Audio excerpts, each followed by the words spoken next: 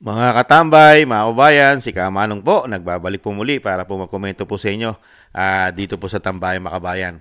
Magandang umaga po muna, tanghali, hapon, gabi, madaling araw po sa ating lahat. Sana po nasa mapayapa at maayos po tayong kalagayan lahat mga kababayan. Ito po mga tambay, komentuhan po natin, putok na po to sa mainstream media. Ang pinag-uusapan po ngayon at ang nasa hot seat po ngayon ay mga broadcaster po mga tambay. Broadcaster po. Nasasangkot na rin po sa mga anomalya. Ayon po ito sa isang mayor po ng Pasig at sikat po. Sikat po sa showbiz ang apelido po nito, ang Soto. Ito po yung mayor ng Pasig, mga tambay, natin si Vico Soto. Ay meron po siyang patutsada dito po sa mga broadcaster na ginagamit po ang kanilang pagiging broadcaster para po magkamal at kumita ng malalaking pera, mga kabayan. Lalo-lalo po sa mga politiko. At siyempre, doon po sa mga sinasabing mga contractors, mga tambay, na nagkakamal ng pera sobra-sobra sa ating bansa. Ito po mga tambay, pakinggan po natin ang balita, ang sinasabi pong issue ng mga panayam, mga kababayan. Umpisahan na po natin. Pinatutsadahan ni Pasig City Mayor Vico Soto ang dalawang batikang mamahayag na nakapanayam ang naging katunggali niya noong nakarang halalan na si Sara Diskaya. Ang sabi ni Soto, may nangyaring paglabag sa Code of Ethics. Bagay na sinagot naman ang kampo ni Corina Sanchez Rojas at ni Julius Babaw. Napapatrol, Victoria Tulad. Sa isang Facebook post nitong Huwebes, binalikan ni Pasig City Mayor Vico Soto ang dalawang panayam sa kanyang dating katunggali sa pagkaalkaldeng si Sara Diskaya at kanyang asawang si Pacifico Curly Diskaya II. Bagaman wala siyang tinukoy na pangalan, kasama sa post ni Soto ang screenshot ng interviews sa mga Diskaya ng mga batikang mamamahayag na sina Julius Babaw at Corina Sanchez Rojas. Tanong ni Soto, bago tinanggap ang alok para mag-interview ng kontraktor na pumapasok sa politika, hindi ba naisip ng mga kilalang journalist kung bakit handa umano silang bigyan ng 10 milyong piso para lang sa panayam? Sinabi rin ni Soto na hindi eksaktong halaga ang 10 milyon. Kamakailan lang ay inilabas ni Pangulong Ferdinand Marcos Jr. ang top 15 contractors na may pinakamaraming flood control projects. Ikalawa sa listahan ang Alpha and Omega General Contractor and Development Corporation na pagmamayari ni Sara Diskaya. Dagdag ni Soto, maaring walang ginawang ilegal ang mga mamamahayag, pero dapat itong ituring na kahiya-hiya at labag sa Code of Ethics. Bagaman pwede umanong magtago sa gray area na hindi ito journalism kundi lifestyle at kailangan ng sponsor, iginiit ng alkalde na nakilala sila bilang broadcast journalists o news personalities, kaya dapat puhunan ang kanilang reputasyon at kredibilidad. At sa ganitong sitwasyon, ang reputasyon at kredibilidad na ito ang pinahihiram umano sa mga corrupt kapalit ng pera. Paalala ni Soto, systemic ang katiwalian at pinapasok nito ang lahat ng sektor ng lipunan, hindi lang ang pamahalaan. Nanawagan siyang magtulungan para labanan ito. Tumanggi munang magbigay ng karagdagang pahayag si Mayor Soto. Sa liham kay Soto na ipinadala sa ABS-CBN News at inilabas sa Rated Corina Facebook page, nanindigan ang mga producer ng shows ni Sanchez Rojas na hindi totoong may ibinayad na 10 milyong piso para sa panayam. Ang mga malisyosong pahayag na sinisira ang reputasyon ng kanilang mga palabas o ni Sanchez Rojas ay maituturing umanong cyber libel. Tiniyak ng producers na sumusunod sa mahigpit na panuntunan ng mga himpilan ang kanilang content. Paliwanag pa nila, public interest ang basehan sa pagpili ng paksa para sa palabas. Sa kaso ng mag-asawang Diskaya, pinag-uusapan sila, kaya ang kanilang rags to riches life story ay kwentong sila ang dapat umanong magbahagi at ineri umano ng walang dagdag o bawas. Sinabi rin sa liham na ginawa ang panayam bago ang campaign period para sa halalan 2025. At kung may kasinungalingan sa sinabi ng mga Diskaya, nasa nag-aakusa na umano na tukuyin ito. Handa umanong sumagot ang mga producer kung mayroong tanong si Soto.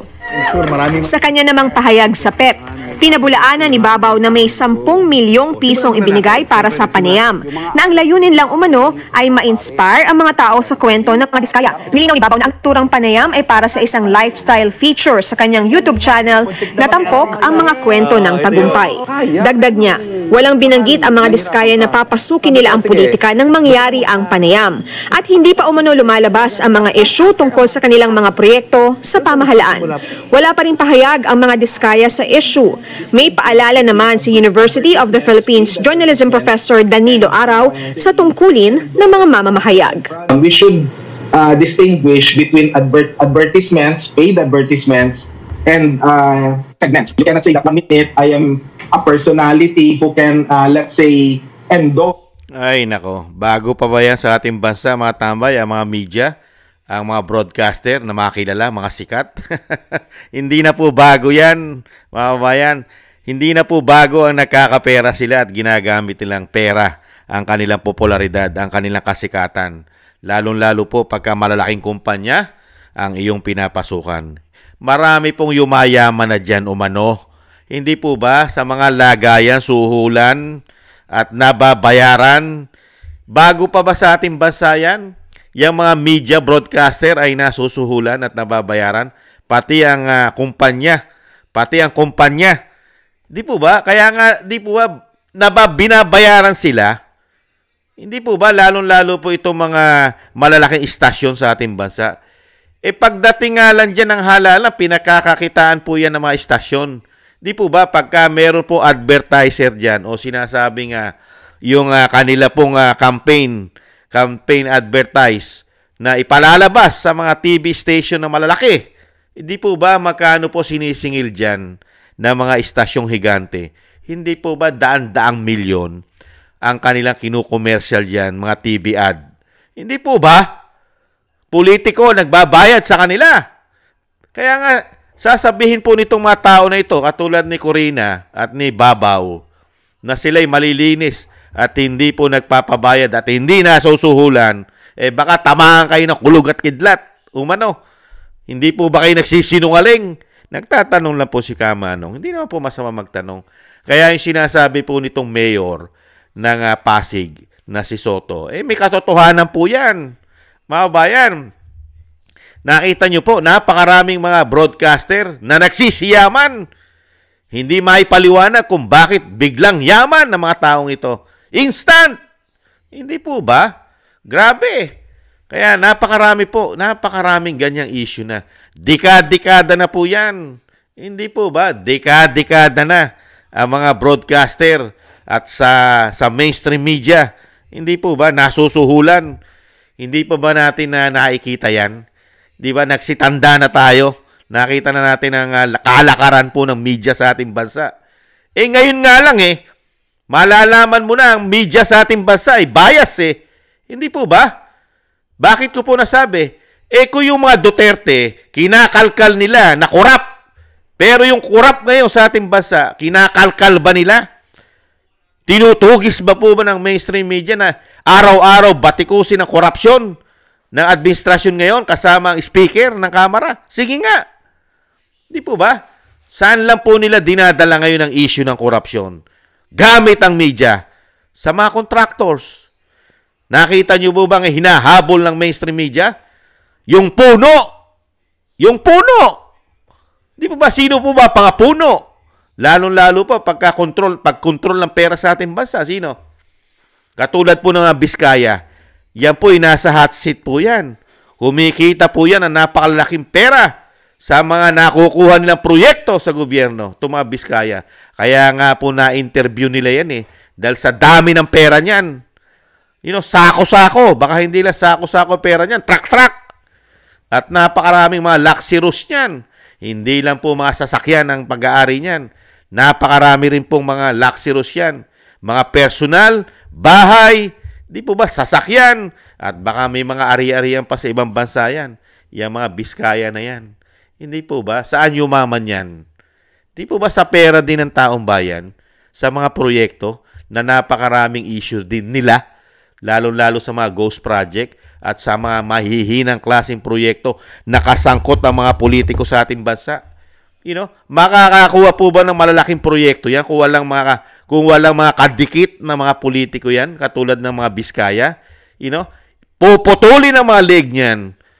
Mapuputol ang leg niyan pagka yan ay nagsinungaling na wala silang kasangkot na mga politiko riyan. Hindi po ba, mga kababayan? Kaya sinasabi po ni Vico Sotto, 100%, totoo po yan. Mga nagkakapera po yan. Nasusuhulan po ang karamihan dyan. Hindi naman po lahat. Marami pa rin po tayong matitino na mga kababayan na nasa mainstream media. Hindi naman po lahat. Huwag naman natin lahatin. Hindi po ba? Pero, ito pong katulad po nito, pagka sinabi mong ABS-CBN, pagka yung kumpanya na yan, mga kababayan, napakaliit po ng porsyento umano na makakita po tayo dyan ng mga broadcaster, mga media na hindi yata nasusuhulan umano. Maliit na porsyento lang. Pero yung malaking porsyento, mukha po yatang nasusuhulan at nababayaran sila umano. Dahil una-una, nakita po natin ang may-ari niyan. Oligarko. At mukha po yatang pati yung speaker ng kamera ay mukha po yatang namimili ng mga media. At pati po ng mga kumpanya ng media ay mukhang nabibili na rin po yata. Malaki po ang stock o stockholder di umano. Ano po aasahan po natin sa mga media? Unang-una, bias na nga. Di ba? Bias na nga eh. Nakita nyo po? Pagpasok po na administrasyon ng binagawang Pilipinas, gamit ang mainstream media umano, ano lang po ang nakikita natin karamihan sa mainstream media? Pagkakalaban sa politika, kahit itong mga politiko na ito sa administrasyon ay napakaraming ginawang kabalbalan, napakaraming ginawang korupsyon, tikom ang bibig, ibabalita lang nila, limitado lang at napakadali pa nilang patayin itong issue na ito. Hindi po ba? Trabaho po nila yan, umano. Hindi po ba, mga kababayan? At nakita nyo po ba na itong administrasyon natin ngayon, binabakbakan ng mga mainstream media malaki, lalong-lalo sa issue ng pulburon, ng coke? Sige nga. At napakaraming issue ng korupsyon, tinututukan po ba ng media yan? Nakatutok lang po ang mainstream media natin. Saan? Sa mga Duterte. Hindi po ba? Pero yung malalaking issue na korupsyon, pati po ang pulburon at coke nang namumuno sa atin ngayon, pinapatay nila agad yan. Binabaon agad sa lupa para hindi na po pag-usapan ng pag-usapan. Sino lang po ang maiingay sa mga issue? Social media. Social media lang po maiingay sa mga issue. Lalong-lalo po sa korupsyon. Hindi po ba? Ngayon lang kasi sila nagiging maingay. Kasi hindi na po kasi maitago ang issue ng korupsyon sa ating bansa. Hindi na po maitago eh. Bakit po? Nararanasan po ng mga Pilipino ang salot eh. Yung dulot ng korupsyon. Tayo mga Pilipino ang nakakasaksit, nakakalasap ng kapalpakan nila. Di po ba? Binabaha tayo. Di ba? Kulang na nga lang, lunurin tayo eh. Sa katarantaduhan nila eh. Hindi po ba? Dahil nga po sa pagiging gahaman. At Diyos na po sinasamba ang pera. Hindi po ba? Kaya nga po nagkakandaleche-leche ating gobyerno. Kaya dito po sa sinasabi ni Mayor Vico Sotto, mga kababayan, 100%. Komento ko po. Sigurado po yan. Na yung mga tao na yan, lalong-lalo na kung marangya ang kanilang pamumuhay at hindi na po nila kayang ibalik ang normal na buhay nila, talagang kakapit po yan sa pera, umano. Kakapit sa pera yan. Hindi po ba? Dahil marangya na ang pamumuhay nila. Hindi na po nilang kayang ibalik yung kanilang dating pamumuhay, lalong-lalo na kung galing ka pa sa hirap. Hindi po ba? Kaya nga po yan, i-maintain na nila. I-maintain na po nila yung buhay nila. Lalong-lalo po kung naranasan nila yung napakasarap na marangyang buhay. Hindi po ba? At yung mga media na yan, lalo kung sikat ka, pinagkakaperahan po talaga nila yan. Lalong hindi lang po ang mga politiko. Hindi po ba? Lahat po, pati po ang mga oligarko na po pwede po nilang i-build up para maging politiko. Dahil karamihan po ngayon sa ating bansa, mayayaman po ang politiko. Pwede po nilang i-build up yan gamit ang kanilang kasikatan. Hindi po ba? Dahil sikat sila eh.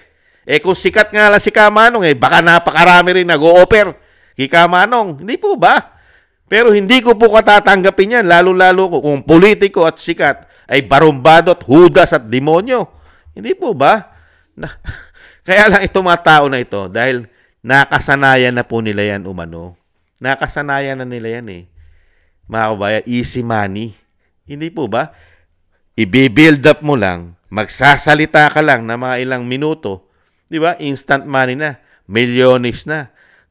Nararanasan po yan. Politiko po kasi si Vico Sotto. Mga kababayan, politiko yan. At politiko ang lahi niyan. Di po ba? Ang kaninu-ninuan niyan, ninuno ng mga lahi niyan ay politiko. Di po ba? Dahil may mga ninuno yan sa Cebu, mga Sotto. Hanggang ngayon, pati tsuhin yan. Di ba? Tumanda na sa Senado. Kaya alam na alam po nila ang lakaran. Di ba? Ang lakaran, ang lagayan. Di ba? Mga under the table pagdating po sa mga media umano. Kaya nakapagsasalita po yan si Vico Sotto. At siyempre, puputak! Dahil sikat na po puputak! Aaray! Di po ba? At siyempre, itatanggi. Meron ba namang magnanakaw na umami na siya'y magnanakaw? Hindi po ba hindi aamin yan? Kung yung mga adik nga kahit pitpitin mo, yag balls yan, hindi aamin na adik yan. Hindi po ba? Ganun lang po yun. Kaya itong mga tao na ito, never umamin yan. Ano po ang isasagot lang yan? Libel! Di ba? Libelous! Yan lang po. Dahil may pera sila. Kaya nila magbayad ng mga abogado. Mayayaman Pero yung ginagawa nilang trabaho, tumanda na sila dyan, huwag nilang sabihin na sila hindi nasusuhulan at hindi nila pinagkakakitaan yung trabaho nila. Sige nga, lalo-lalo sa bansa natin na immune ang bansa natin sa korupsyon at sa mga magnanakaw at demonyo na mga politiko. Umano. Hindi po ba mga kabayan? Kaya itong ginagawa ni Vico Sotto, isa pong real talk ito. Na real talk lang po sila ni Vico Sotto. Dahil po itong mga broadcaster na ito, nagsitanda na ito, na ganyan po ang kanila pong gawain. Masakit po kasi tanggapin ang katotohanan, lalong-lalo po kung sila na yung binabalita. Totoo po yun. Kasi sila yung nagbabalita, sila yung nag-expose kung sino ang sisiraan nila umano. Ngayon, sila na po ngayon na nasa hot seat at sila na sinisiraan daw umano. Kaya masakit pong tanggapin sa kanila yon dahil sila na po ang sinisiraan daw ngayon. Ganun lang po yon. Di po ba mga kabayan? Kaya nga yung bato-bato sa langit ang tamaan, mga kabayan, magsasampa ng libel. Ganun lang po yun. Di ba? Pag tinamaan ka, sampa ka lang libel. Di ba? Muli pa mga tambay, na-real talk lang po sila ni Sotto, ni Vico Sotto. Dahil yan po may kaalaman po yan. Dahil lang magulang yan, both parents yan ay nasa showbiz, ang lahi pa niyan ay mga politiko, yan pa ba naman na magsisinungaling, lalong-lalo po sa gawain at trabaho ng media sa ating bansa. Mga kabayan, katarantaduhan na lang po yun. Hindi po ba? Thank you po mga kabayan. Sana gusto po ng ating tambayan mga kabayan sa YouTube at TikTok. At ganoon din po sa mga subscribers po natin. Maraming salamat po sa inyo. Mabuhay po kayo. At sa patuloy po nagsusubscribe sa inyo pong tambayan mga kabayan, maraming salamat po sa inyo mga kabayan. Mabuhay po kayo. At ingat po kayo. At ganoon din po sa mga nagbibigay po ng biyaya at tulong at pakape sa inyong lingkod. Maraming salamat po sa inyong lahat mga kabayan. Mabuhay po kayo. Ingat po kayo, lalo po sa inyong mga paggawa. At syempre po, bago po tayo magtapos, yung ating pong dalangin at dasal na magkaisa po tayo na maingatan po sana ang pamilya Duterte, ang ating Vice President, mailayo po siya sa kapahamakan, sa lalo po sa kanya pong mga biyahe at paggawa. Maingatan po siya. At ganoon din po ang ating dating Pangulong Duterte na malagpasan niya po sana ang ginagawa pong pahirap at parusa ng administrasyon po natin ngayon.